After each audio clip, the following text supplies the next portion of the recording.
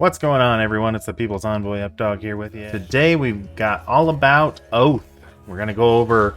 This is gonna be a little bit more in depth because she was a fan voted character. The Nightstalker team was basically a fan voted team for the most part. I thought it was a great thing that Scopely did, so I wanted to recap everything, kind of celebrate how we got here. So let's get into it. So first off, we will go over the polls that we went through to get the Nightstalker team. The first poll up was Man-Thing versus Werewolf by Night. It was a really close vote. I hope they add Werewolf by Night at some point in the game. He's been in the data mines forever. I can remember when he was first data mined. I personally wanted him. I was one of the 47% that wanted him, but we got Man-Thing. I still like Man-Thing a lot, but I like Werewolf by Night better, so there we go. That was the first poll.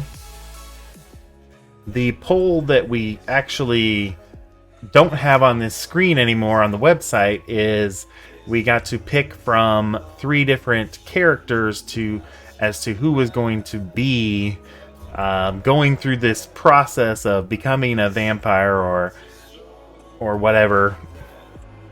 We didn't really know much back then, so the 3 choices were like Ben Ulrich, Karen Page, and then I can't remember the third one, but Karen Page is a really popular character if you've ever seen the Daredevil show, so I wasn't surprised at all that she had won, and I'm pretty sure it was a landslide victory for her. So that was the first poll. This one was the second poll. So then the third poll was going to be who her mentor was and basically what she was going to look like. Now, I personally liked the Dr. Voodoo version here. I liked how she looked in this one. I can see why the Morbius one won, though, because she's a vampire, she's got bat wings. I get it, right? I did like this one, though. I thought that would have been really cool.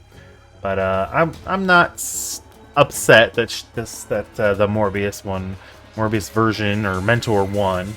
But there was a little confusion. Like, people thought that, does that mean that Morbius is going to be on the team, or how is that going to work out? So then we had the poll. Who's going to be on the team? So is it going to be Morbius or is it going to be Moon Knight? And I'm pretty sure Moon Knight's a way more popular character amongst everyone, so I'm not surprised that he won. It would have been nice to have Morbius on the vampire team, but it is what it is. I'm glad Moon Knight got the rework. I like him. I like both of them. I would have been fine with either. I'm kind of indifferent as far as like I guess I didn't really care which one won, really. Other than Morbius is a vampire, so he should go on the vampire team. But other than that, it didn't really matter to me too much. So that was the end of the votes. And so we ended up getting the Karen Page. We ended up getting Moon Knight, Man-Thing, and then Agatha, and Blade. We did not know about Blade, obviously, until later. But that was pretty awesome that we finally got Blade in the game. I know a ton of people have been asking and wanting him, asking me about him, wanting him, so I'm glad he finally came to the game. Let's talk a little bit about her backstory.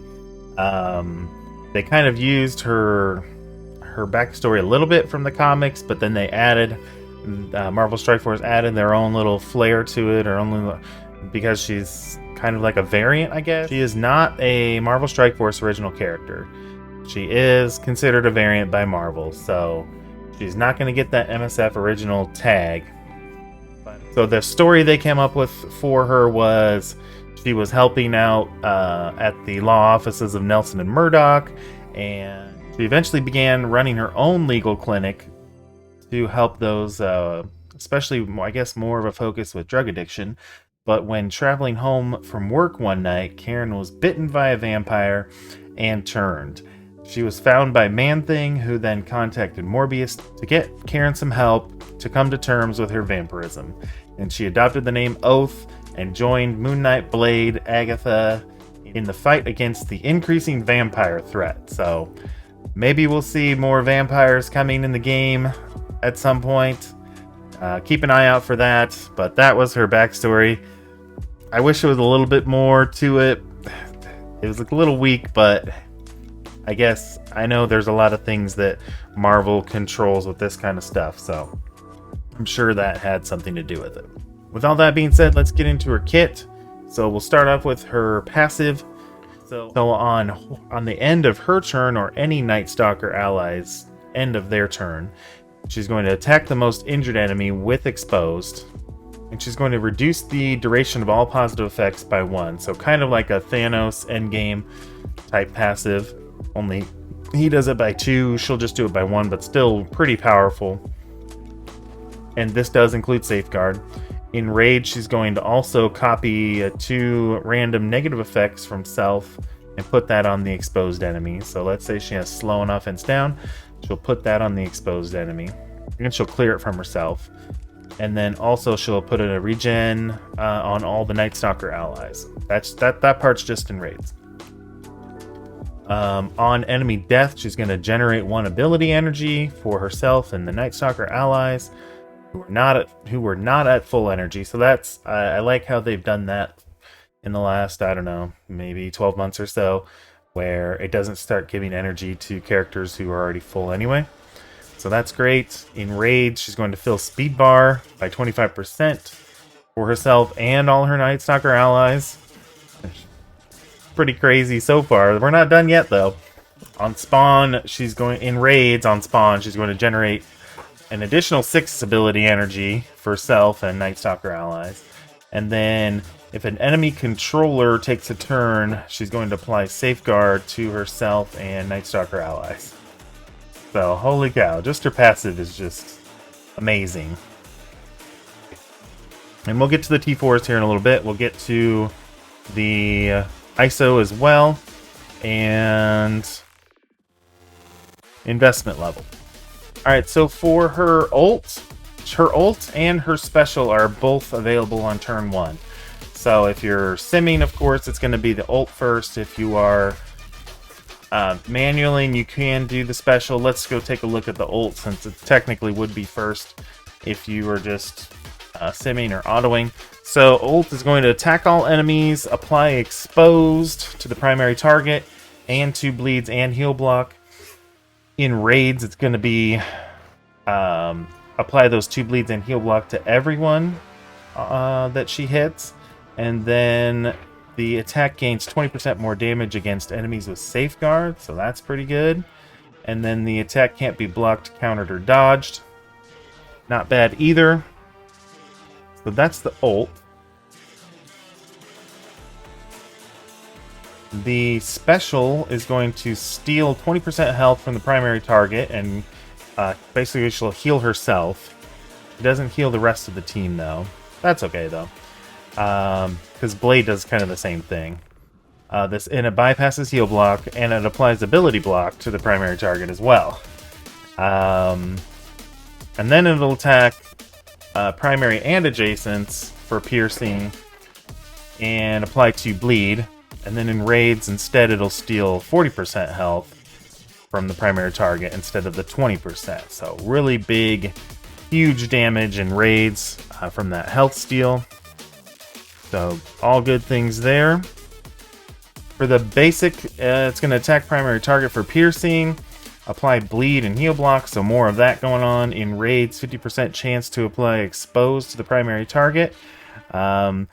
Be thinking about what the T4 might be doing with that while we go along here.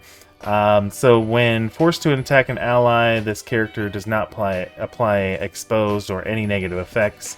So that's kind of nice, like especially if you want to use her in like a dark dimension or something. You won't be hurting your allies with the exposed, so that's good. Her basic can't be countered or dodged. It can be blocked, but still like those especially when it can't be dodged, is nice, or countered. Alright, so let's talk about T4s. Now, this is set at level 4 right now.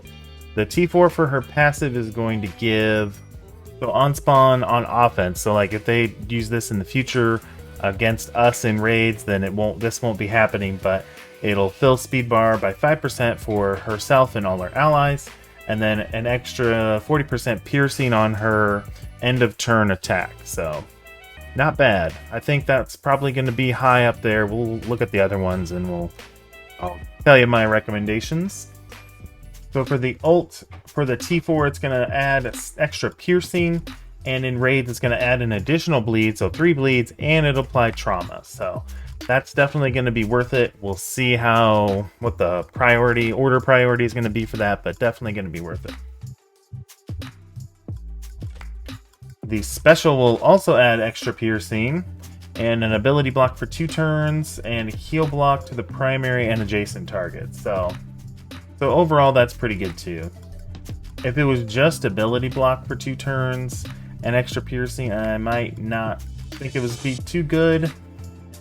Just because it's a fairly low cooldown with how she's going to be getting energy. So, we'll see. We'll see how that one goes. And then the basic, instead of 50% chance to apply expose, it'll always apply expose. That's just in raids, but still going to be pretty nice to have for that. And more piercing, of course. They always add in extra damage on those T4s. So I would say the passive is probably going to be the number 1 T4 you want to do, just because of the extra damage, the extra speed bar, and everything. So that would be the number 1. And then I'd say number 2 would be the ult. That'd probably be the second one you'd want to do if you're short on T4s. Although the basic is nice, I would like to make it the 3rd best T4 for Oath. But I think she's going to be getting so much energy that it may not be used as often, you know? So maybe it's not going to be worth it. Maybe the special will be the 3rd one. And the basic, I think you want the basic, just in case she does use it.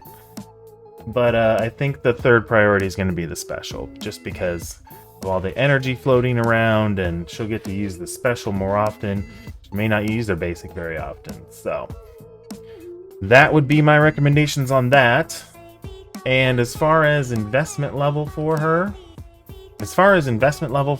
I would say go as high as you can. I don't think I covered Blades in my Blade video. I would say go as high as you can on him too. But Oath, I think, is also worth it to go pretty high, just because of her out of turn attacks. Or that's not really out of turn, or end of turn, I should say. End of turn attacks will give you that much more damage the higher, the bigger she is. So I would say definitely go pretty high investment on her. And we can't forget about ISO.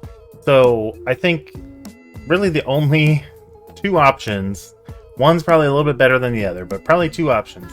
So healer's not going to do much for her. Striker isn't that creative in a striker attack, I don't think. So that leaves Fortifier. Probably not. Although she is a little bit squishy. In our testing we had with Nightstalker, she is a little bit squishy. So at low stars, you might consider Fortifier, maybe. But she's the pretty good damage dealer on the team. So I would definitely go with Raider as a number 1 choice. Maybe even Skirmisher if she's not landing some of her abilities. I didn't have a problem with that, but Skirmisher is technically a guaranteed vulnerable. Raider is not. It's up to personal preference on that, but I think I'm going to go with Raider. Maybe Fortifier if she keeps dying. But Raider sounds like a good choice for me for her. So I hope you found that helpful. Thank you for watching the video. Super appreciate it. Make sure you spend those resources wisely, and we will see you in the next one.